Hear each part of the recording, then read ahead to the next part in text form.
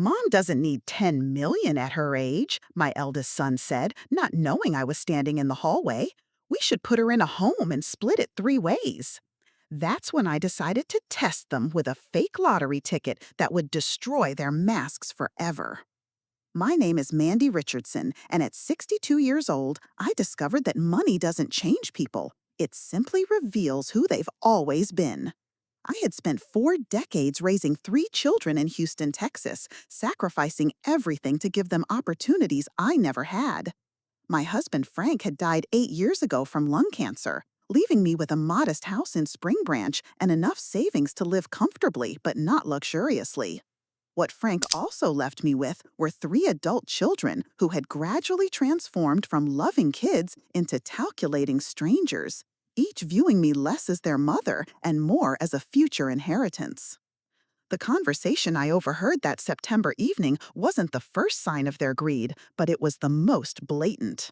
I had come to visit my eldest son, Daniel, at his house in Memorial, bringing homemade pecan pie for his twin's birthday. I arrived early, using the spare key he'd given me years ago when he still trusted me with his life. The house was quiet, and I assumed they were in the backyard setting up for the party. But as I walked toward the kitchen, I heard voices from the study. Daniel, my middle child, Rebecca, and my youngest, Marcus. Rebecca's voice was sharp and calculating, the same tone she used in her law practice. The house alone is worth 400,000, maybe more if we renovate before selling. Plus, she's got Dad's life insurance money sitting somewhere. Marcus, my baby, who I'd sent to medical school by taking out a second mortgage, added his own assessment. She's healthy, though, could live another 20 years, maybe more. By then, inflation will have eaten everything. That's when Daniel delivered the blow that shattered my heart into pieces I'm still finding. His suggestion about the nursing home delivered with the casual cruelty of someone discussing lawn maintenance. They were planning my disposal, calculating my worth like I was stock options, instead of the woman who had held their heads when they vomited, who had worked double shifts to pay for their college, who had given them life. I stood frozen in that hallway, my hand pressed against the wall to keep from collapsing. The pecan tie in my other hand felt suddenly ridiculous, this offering of love to people who saw me as nothing more than an inconvenient obstacle to their inheritance. I left silently, placing the pie on their doorstep with a note about a sudden headache. I drove home through Houston traffic, tears blurring the endless stream of taillights, and made a decision that would either heal our family or destroy it completely. The idea came from an advertisement I'd seen weeks earlier, a novelty shop in the Heights that created custom pranks and gag gifts. What if I could show them their true selves? What if I could hold up a mirror so clear that they'd have to face their own greed? The lottery ticket scheme formed in my mind with perfect clarity. Texas had just announced a record Powerball jackpot, and everyone was lottery crazy. It would be believable, plausible, and devastating. I spent 3 days researching, planning, preparing. The shop owner, a young man named Trevor with sleeves of tattoos and a surprisingly gentle manner, understood immediately what I wanted. Testin' the kids, huh? He said with a knowing smile. You'd be surprised how many parents come in here for exactly this reason. The fake ticket cost me $300, but it was perfect. Textured, weighted, with security features that would pass casual inspection. The numbers were from an actual drawing from 5 years ago, ensuring they'd match if anyone did a cursory Google search. The stage was set for my 62nd birthday dinner, a tradition we'd maintained even as the warmth had slowly drained from our gatherings.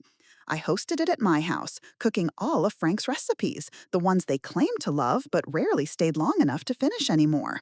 Daniel arrived with his wife Patricia and their twins, who immediately disappeared into their phones. Rebecca came alone, as always, her designer suit out of place in my modest dining room. Marcus brought his newest girlfriend, Ashley, a pretty thing half his age who looked bored before she even sat down. The birthday cards were perfunctory, store-bought with generic messages. Daniel's didn't even have a personal note, just his printed name. Rebecca's contained a gift card to a restaurant I'd mentioned disliking. Marcus forgot a card entirely, mumbling an excuse about a busy hospital schedule. I smiled through it all, the devoted mother grateful for any attention, while inside I was preparing for the revelation. After dinner, which they rushed through with obvious impatience, I brought out a small box wrapped in silver paper. I have something for all of you, I said, my voice steady despite my racing heart. A little surprise I've been saving. They exchanged glances, probably expecting another guilt trip about family bonds or some sentimental jewelry they'd have to pretend to appreciate. Instead, I pulled out the lottery ticket, holding it up with a theatrical flourish. I bought this for my birthday, but I want you three to have it. I haven't scratched it yet. Thought it would be fun to do it together, like when you were kids and we'd do scratch offs at the kitchen table. Rebecca rolled her eyes. Mom, lottery tickets are a tax on people who can't do math. Humor me, I said, sliding it across to Daniel. It's my birthday. He sighed but took a quarter from his pocket, beginning to scratch. The twins actually looked up from their phones, mildly interested. Patricia leaned in, and even Ashley seemed to perk up. The room fell silent except for the soft scraping of metal on coating. Daniel stopped scratching. His face went pale, then flushed red. His hand began to tremble. This, this can't be. Rebecca snatched the ticket from his hand, her eyes scanning rapidly. The color drained from her face. $10 million. $10 million. Marcus grabbed it next, his medical degree apparently not preventing his hands from shaking like a teenager's.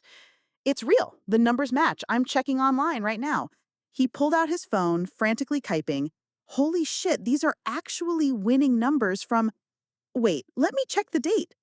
I watched them with the detached fascination of an anthropologist observing a newly discovered species. The transformation was instantaneous and complete.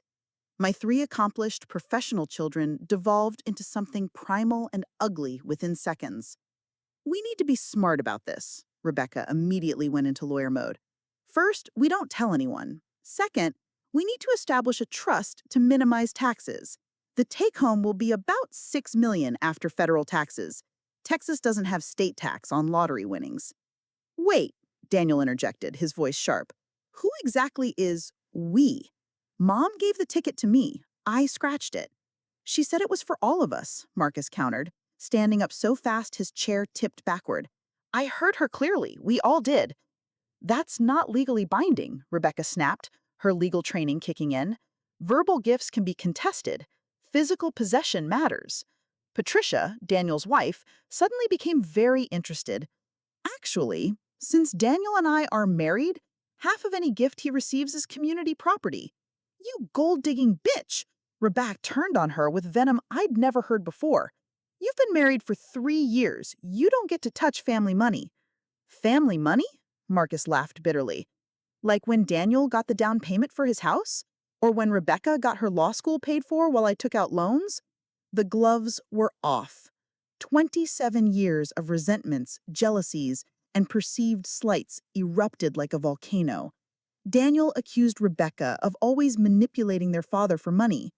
Rebecca revealed that she knew about Daniel's gambling debts. Marcus brought up every Christmas where his gifts were smaller, every achievement that was overlooked, every moment he felt less loved. Ashley, Marcus's girlfriend, tried to leave, but he grabbed her arm. Stay. You should know what you're getting into with this family.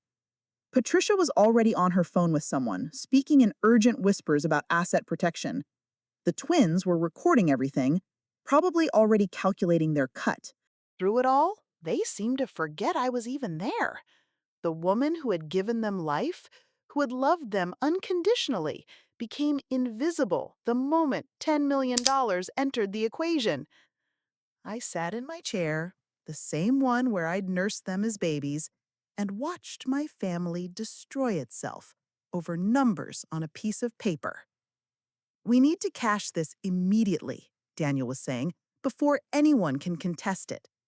Are you insane? Rebecca shot back. We need legal documentation first. Mom needs to sign an affidavit about her intention. They all turned to me suddenly, remembering I existed. Their faces were different now, calculating, desperate, hungry. These weren't my children. These were strangers wearing my children's faces. Mom, Daniel said, his voice artificially gentle, you need to tell us exactly what you want, in writing, to avoid any confusion. I want, I said slowly, standing up, for you all to listen very carefully to what I'm about to say.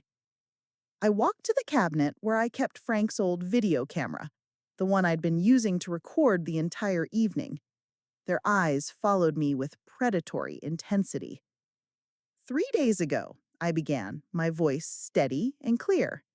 I overheard a conversation about how to put me in a nursing home and divide my assets. My children, the babies I carried, the toddlers I taught to walk, the teenagers I guided through heartbreak, were discussing my disposal like I was an old car that had become too expensive to maintain. Rebecca started to speak, but I held up my hand. I'm not finished.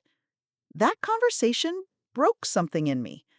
Not my heart. That's been breaking slowly for years as you've all drifted away, showing up only when you needed something. No, what broke was my faith in who you are as people.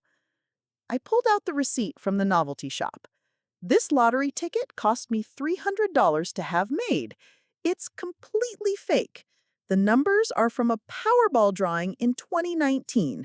It's worthless, except as a mirror to show you who you've become. The silence was absolute.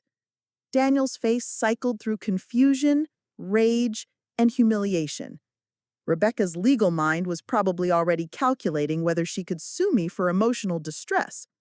Marcus just stared at the ticket, then at me, then back at the ticket. You lied to us?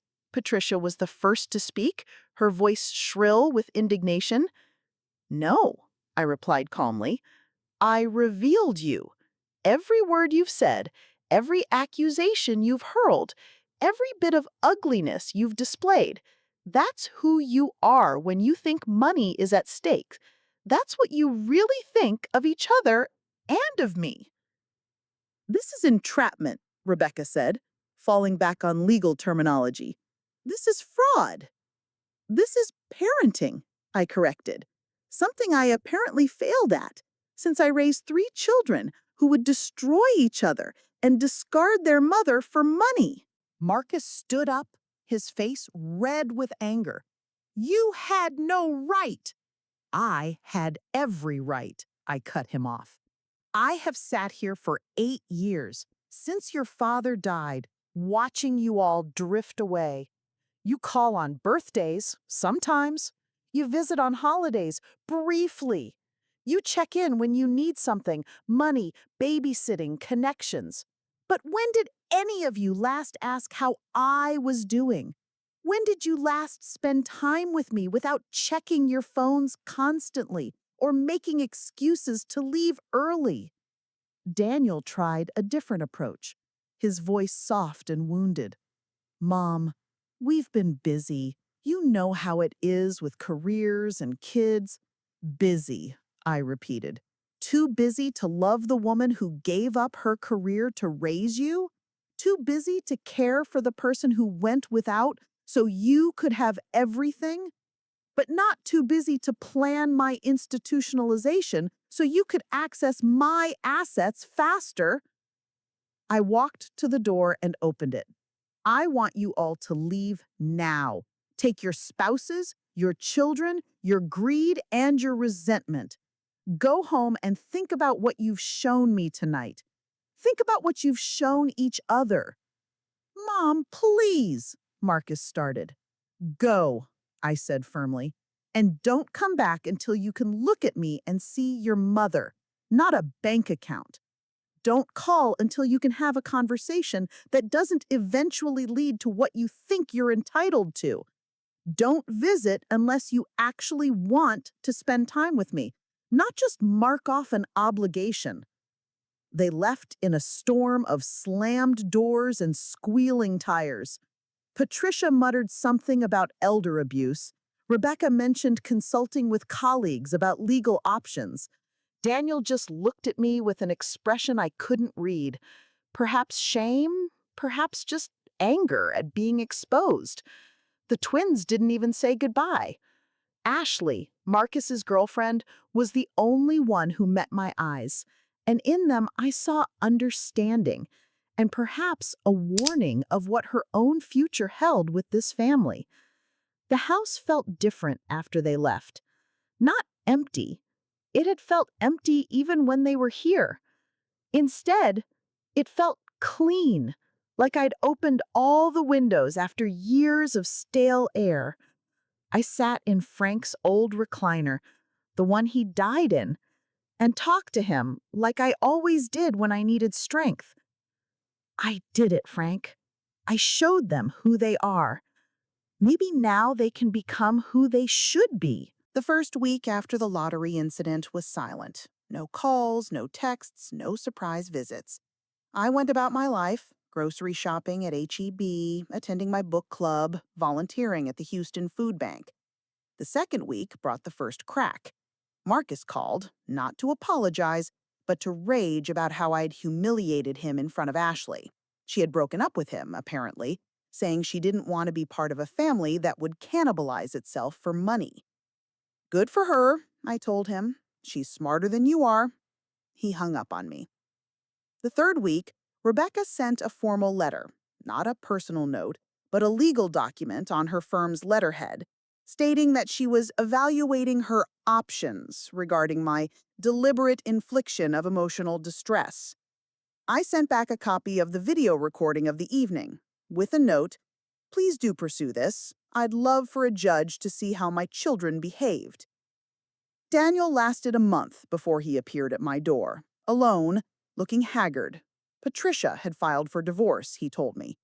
The lottery incident had triggered a massive fight about their finances, revealing debts and secrets on both sides. The twins had chosen to live with their mother. "Are you happy now?" he asked, slumping on my couch. "You've destroyed my marriage." "No, Daniel," I said gently. I revealed what was already broken. A strong marriage wouldn't crumble because of a fake lottery ticket. Good people wouldn't turn into monsters over money that might not even be theirs. He broke down then, sobbing like he hadn't since he was 7 and his dog died. But these weren't the tears of a child who'd lost innocence. They were the tears of an adult who'd found it again, painfully, in the mirror I'd held up. "I really said those things, didn't I? About the nursing home. About you not needing money at your age. God, Mom, who have I become?" "That's the question you need to answer," I told him. "Not for me, but for yourself." One by one, over the months that followed, they all faced that question. Rebecca's came when she lost a major case because she couldn't stop thinking about how quickly she'd turned on her own family. She showed up one evening with Chinese takeout, my favorite, from the place Frank used to take me to on anniversaries. We ate in silence at first. Then she said, "I became everything I swore I wouldn't be, a cold, calculating lawyer who sees people as assets and liabilities." Marcus took the longest. 6 months passed before he appeared, and when he did, he looked different. Older, more thoughtful. He'd been seeing a therapist, he told me, working through not just the lottery incident, but years of resentment and perceived inequities. "I kept score," he admitted. "My whole life, I kept score of who got what, who was loved more, who was the favorite. I turned our family into a competition nobody else knew they were playing." The healing wasn't instant or complete. Trust, once shattered, doesn't magically reform. But slowly, painfully, we began to rebuild. Not the family we had been. That family was built on illusions and obligations. This new family was smaller, more careful, but more honest. Daniel started coming over for Sunday dinners, alone, helping me cook and actually talking about his divorce, his fears, his realization that he'd been chasing money so hard he'd forgotten what it was supposed to buy: time with people who mattered. Rebecca began calling just to chat, not about anything important, just the small daily things that make up a life. Marcus started bringing his new girlfriend, Sarah, a nurse who'd seen enough family dysfunction to recognize and help heal ours. The lottery ticket sits framed in my hallway now, a reminder and a warning. Visitors always ask about it, and I tell them the story how a piece of paper worth nothing revealed everything, how 10 million fake dollars saved my family by nearly destroying it. Last Christmas, all three of my children were here, really here, not checking phones, not making excuses to leave, not calculating their inheritance. Daniel brought homemade cookies, burnt around the edges but made with love. Rebecca gave me a photo album she'd compiled of our family's good moments, the ones before money mattered more than memories. Marcus's gift was the most precious, a letter, 5 pages long, detailing every sacrifice he remembered me making, every moment of love he'd taken for granted, every apology he needed to make. I love you, Mom, he wrote at the end. Not your house, not your savings, not what you can do for me. You, the woman who gave me life and, through one fake lottery ticket, gave me back my soul. We played board games that Christmas, like we did when they were young. We laughed at old stories, cried over Frank's absence, and made plans for a future that had nothing to do with money and everything to do with time. The fake lottery ticket had done what 10 million real dollars never could have. It had purchased my family back from the greed that had consumed them. I'm 63 now, still in the same modest house in Spring Branch, still comfortable but not wealthy. My children know exactly what I have and what I plan to do with it. Most will go to charity, with enough for each of them to remember me, but not enough to fight over. They've accepted this, even embraced it, understanding finally that the best inheritance isn't money, but the knowledge of who you are when money is on the table. Sometimes I wonder what would have happened if I'd never overheard that conversation, if I'd never bought that fake ticket. Would we have drifted further apart, meeting only at holidays, making small talk while calculating actuarial tables? Would they have put me in a home the moment I showed real decline, visiting dutifully but briefly, waiting for the end and the reading of the will? I'll never know. What I do know is that sometimes the greatest gift you can give your children isn't money or property or stocks. Sometimes it's a mirror held up at exactly the right moment, showing them who they are so clearly that they have no choice but to change. And sometimes that mirror is nothing more than a $300 fake lottery ticket and the courage to let your family reveal its true self. The lottery ticket wasn't the test, their reaction was. And while they failed initially, spectacularly, and publicly, they eventually passed the only test that mattered.